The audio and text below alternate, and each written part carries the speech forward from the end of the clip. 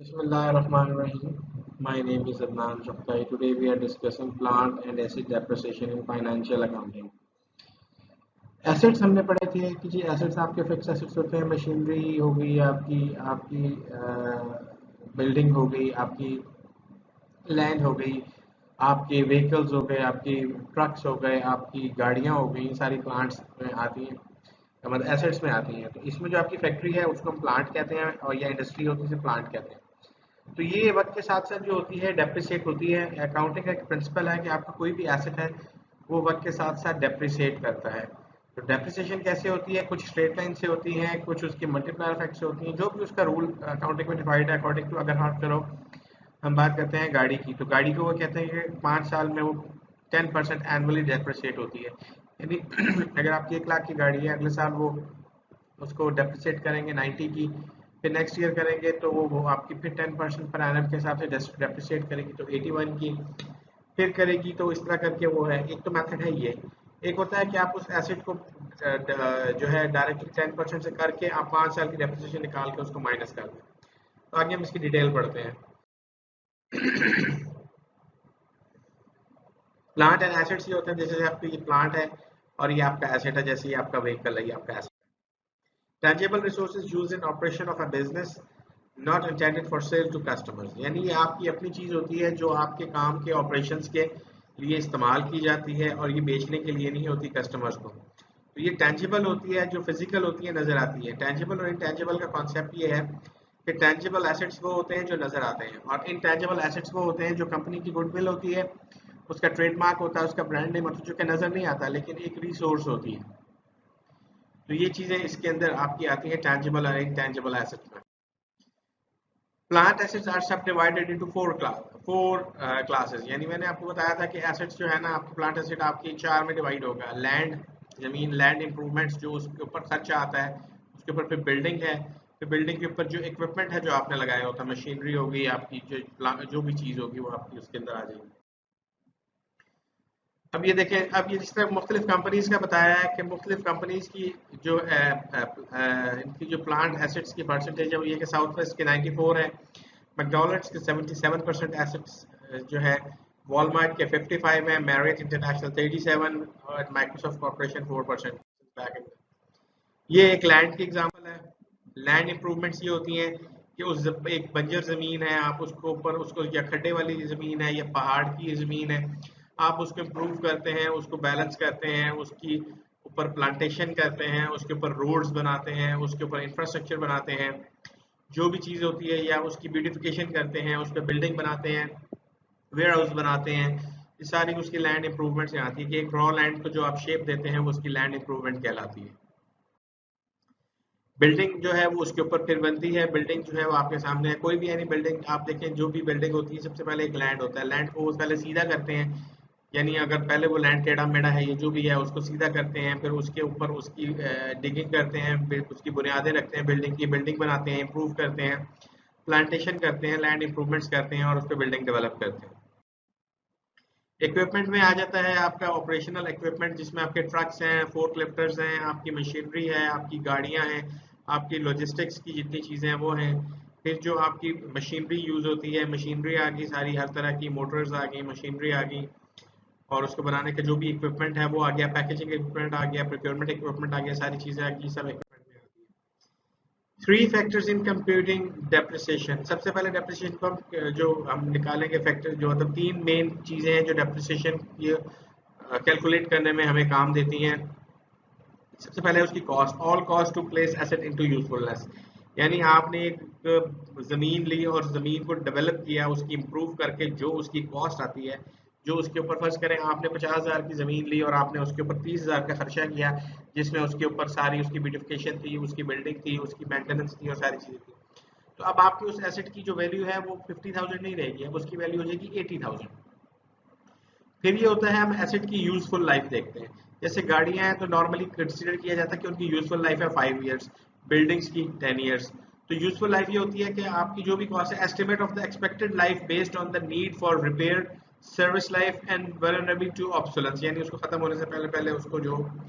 फिर एक होती है सैल्वेज वैल्यू। सैल्वेज वैल्यू ये होती है कि जब आपका एक आपका जो अकाउंटिंग प्रिंसिपल है उसमें आप ये कहते हैं कि हमारी हमने गाड़ी खरीदी, उसकी यूजफुल लाइफ है 5 ईयर्स, जो 5 ईयर्स के बाद उसकी होगी जो स्क्रैप की वैल्यू जो होगी, एसेट वैल्यू जो होगी वो उसकी जो है या बुक वैल्यू होगी वो उसकी सैल्वेज वैल्यू कहलाएगी। जैसे कि आपने एक मशीन ली, उस मशीन को उन्होंने कहा जी मशीन 20 साल तक जो है ना ये आपकी गारंटेड है कि ये काम करेगी, तो आप ये कहते हैं कि जी इस मशीन की लाइफ है 20 साल।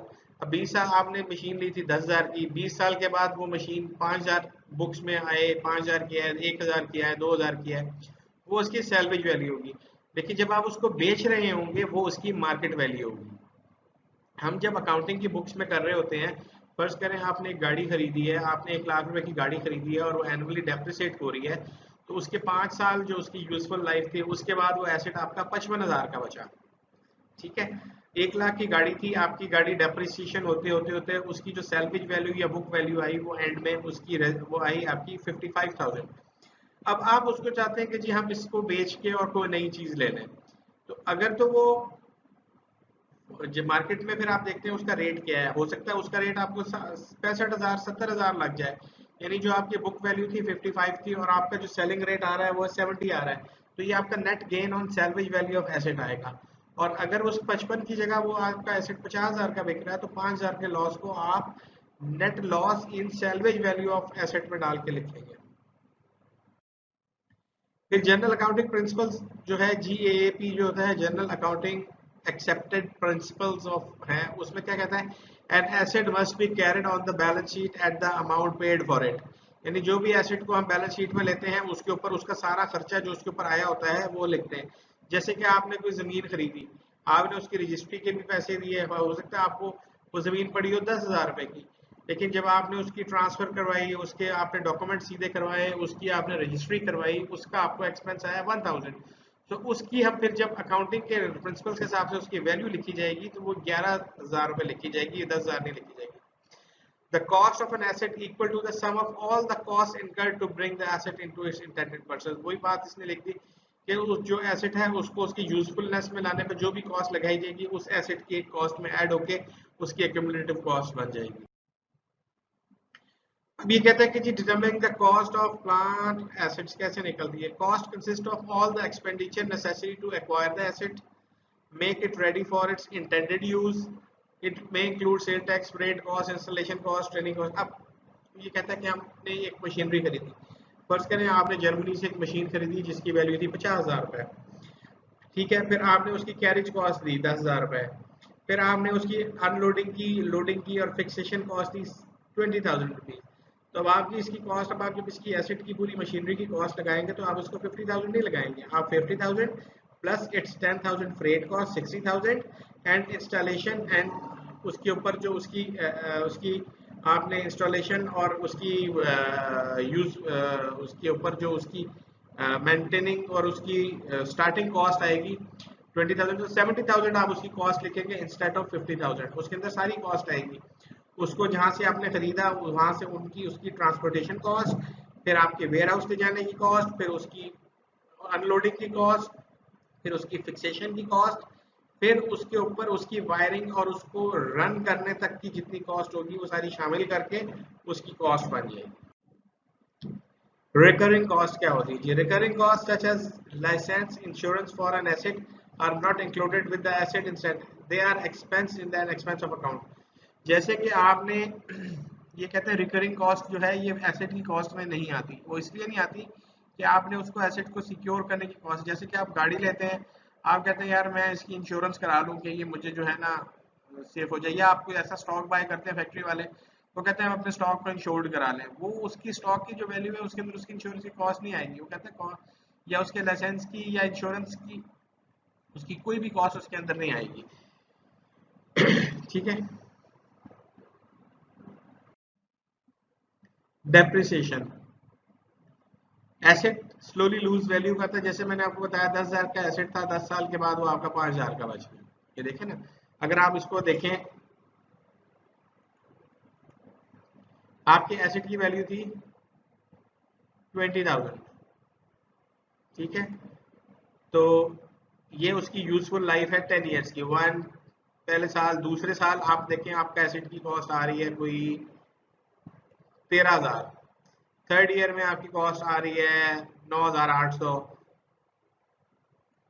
फिफ्थ ईयर में आपकी कॉस्ट आ रही है कोई 7,000 के करीब।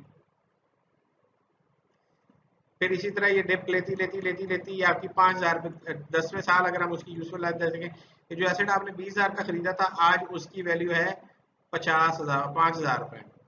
तो ये उसकी सैलवेज वैल्यू या बुक वैल्यू कहलाएगी। हाँ, अब अगर हम इस एसेट को बेचते हैं और ये एसेट हमारा 6,000 का बिकता है तो ये हमारा net gain in sale of old asset आएगा। और अगर ये 4,000 का बिकता है तो net loss in sale of old asset आएगा। अच्छा, डेप्रिसिएशन जो है ये नॉन कैश एक्सपेंस होता है, लेकिन हम इसको बैलेंस शीट में लिखते हैं, इसकी कैश अकरेंस नहीं जाती। एक तरफ डेप्रिसिएशन को हम डेबिट कर रहे होते हैं और एक्यूमुलेटेड डेप्रिसिएशन को क्रेडिट कर रहे होते हैं। इसमें कैश की इन्वॉल्वमेंट नहीं होती, ये नॉन कैश एक्सपेंस है। ठीक है ना। ये भी ये लिख रहा है the decrease of an asset value become an expense. वो आपको मैंने बताया कि देखिए 20,000 से ये डाउन हुआ नीचे आया, इसका आपने एक्यूमुलेटेड डेप्रिसिएशन का एक्सपेंस करके निकाल दिया। अब ये 20,000 का एसेट 10 साल के बाद 5,000 का बचा है, यानी इसके अंदर 15,000 रुपए का जो फर्क आया है उसको आप कहाँ लेंगे एसेट वैल्यू को? वो आप लेंगे अपने एक्सपेंस में एज अ डेप्रिसिएशन एक्सपेंस। ठीक हो गया।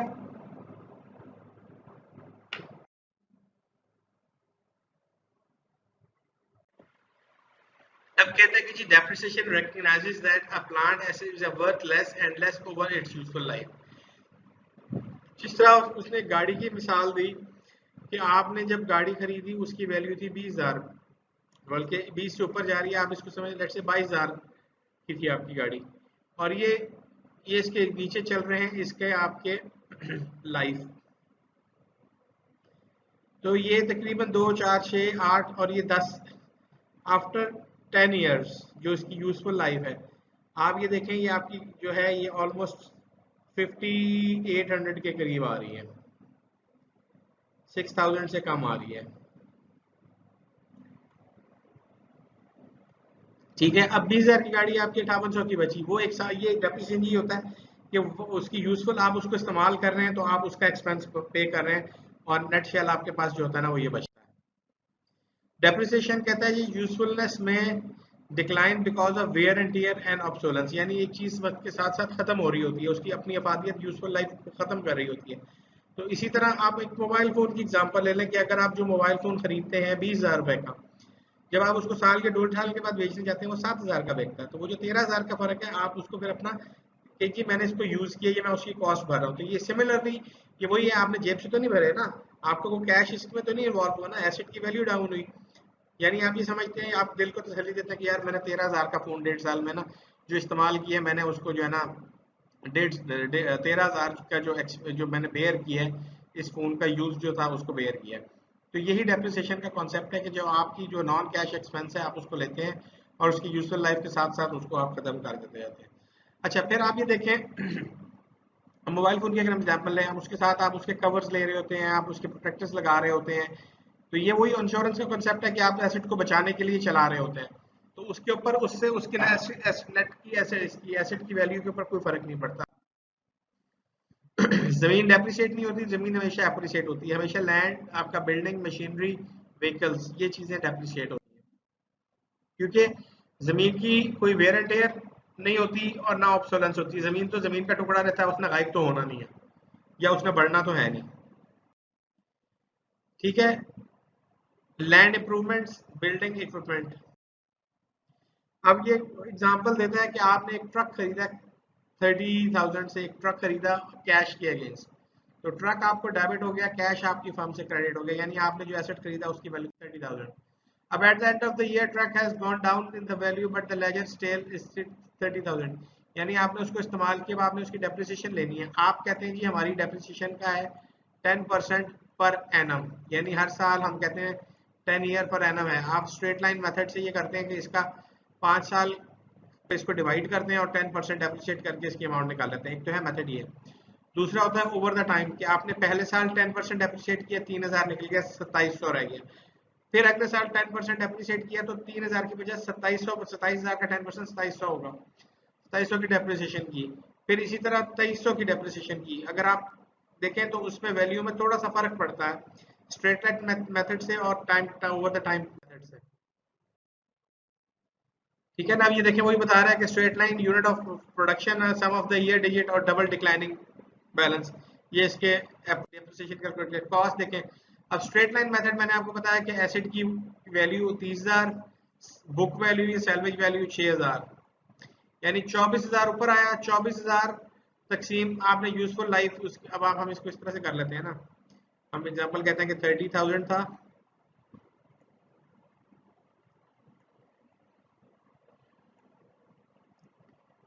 ठीक है। 10 साल के बाद उसकी सैलवेज या बुक वैल्यू निकली हमारे पास सपोज 5,000, ठीक है, डिवाइडेड बाय 10 साल, ठीक है। अब इसमें से हम इसको इक्वल टू करें तो ये बचा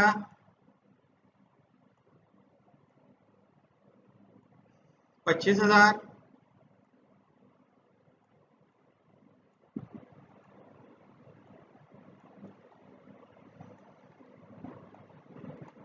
डिवाइडेड बाय 10, तो अप्रोक्सीमेटली ये 2500 रुपया पर ईयर के हिसाब से आपका एसेट डेप्रिसिएट किया।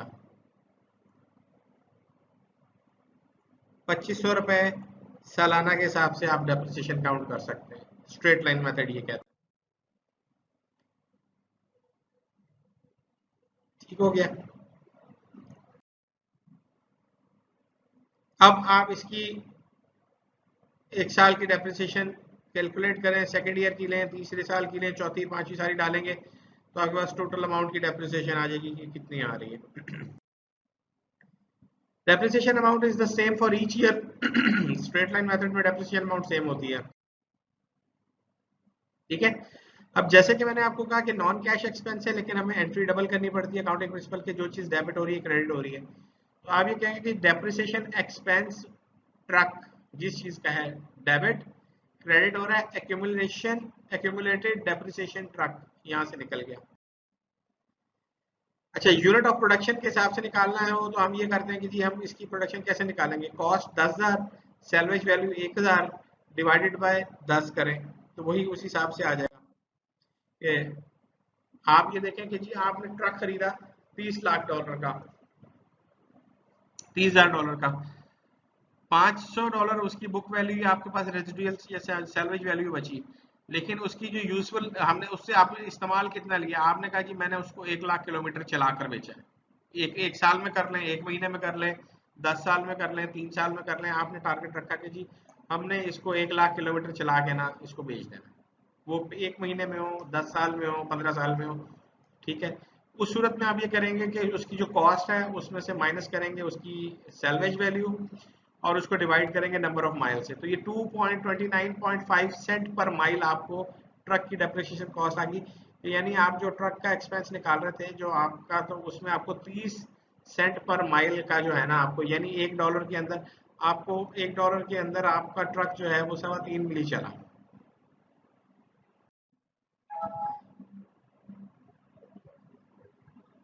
तो ठीक है, इसी हिसाब से आपने डेप्रिसिएशन उसकी निकालनी हो किलोमीटर्स के हिसाब से, कि हमने 20,000 किलोमीटर की डेप्रिसिएशन चेक करनी है, 15,000 की करनी है, 25,000 की करनी है, 45,000 की करनी है, 50,000 की करनी है, 80,000 की करनी है, उसको इस अमाउंट से मल्टीप्लाई करें तो आपके पास डेप्रिसिएशन की अमाउंट निकल आएगी, ठीक है। तो ये इस तरह से हम अपना ये सारी डेप्रिसिएशन को निकाल सकते हैं। हमें डेप्रिसिएशन जो है ये नॉन कैश एक्सपेंस है। डेप्रिसिएशन को आपने इसी तरह करना है कि आपने जो भी एसेट है उसको आपने लेना है, उसकी सैलवेज वैल्यू में से उसको निकालना है और उसके नंबर ऑफ यूजफुल ईयर्स कि अगर उसको आपने, अगर आपकी फर्ज करें मशीन है या बिल्डिंग है, बिल्डिंग के 5 साल है, मशीन वो ये कहते हैं कि जी मशीन है आपकी, आप इसको ना 3 लाख जो है ना इसके राउंड्स आप चला सकते हैं, उसके बाद ये मशीन बेकार हो जाएगी। या एक गाड़ी है, उसका कंपनी ये कहती है कि एक ट्रक आप ले रहे हैं, तो कंपनी कहती है हमारा माल हैवी है और उस पर बड़े लोड से चलता है, तो हम जो है ना तकरीबन हर 1 लाख किलोमीटर के बाद ट्रक को जो है ना सैलवेज कर देंगे। तो उसने $30,000 का ट्रक खरीदा, 500 उसकी सैलवेज वैल्यू बनी, तो वो बन गया उसका आगे, तो 29,500।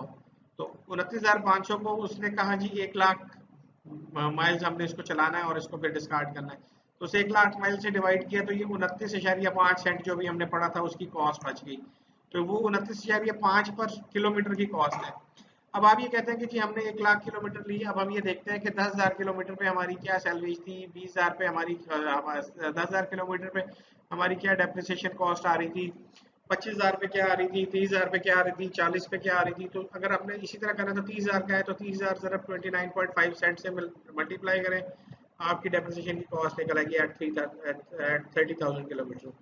80,000 पे निकालना तो 80,000 इंटू जो कॉस्ट पर माइल की थी उससे मल्टीप्लाई करेंगे तो आपके पास 80,000 किलोमीटर पे आपकी जो डेप्रिसिएशन कॉस्ट बन रही थी वो आ जाएगी।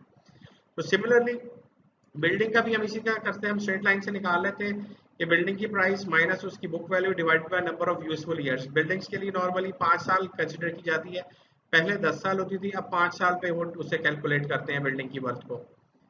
तो उस पे उसको डिवाइड करके आपके पास आ जाएगी पर ईयर की कॉस्ट। तो आप ये देख सकते हैं अगर 2 साल की करनी है 2 से कर दें, 3 से करनी है 3 साल की निकालनी है 3 से मल्टीप्लाई कर दें तो आपके पास ये आ जाएगी। तो ये मेथड्स हैं डिफरेंट डेप्रिसिएशन कैलकुलेट करने के। और डेप्रिसिएशन याद रखें, depreciation is always a non cash expense. इसको आप हमेशा डेबिट करेंगे डेप्रिसिएशन एक्सपेंस को और क्रेडिट करेंगे एक्यूमुलेटेड डेप्रिसिएशन से, क्योंकि कैश पे नहीं इन्वॉल्व होता, नॉन कैश एक्सपेंस है तो हमें काउंटर एंट्री करनी है। तो this was the all whole overview of the depreciation. आप इसके न्यूमेरिकल्स जो है एक्सरसाइज से करें सो दैट आपकी प्रैक्टिस हो कि स्ट्रेट लाइन मेथड और यूनिट प्रोडक्शन या मेथड से हम कैसे निकाल सकते हैं इसकी depreciation expense. Thank you very much.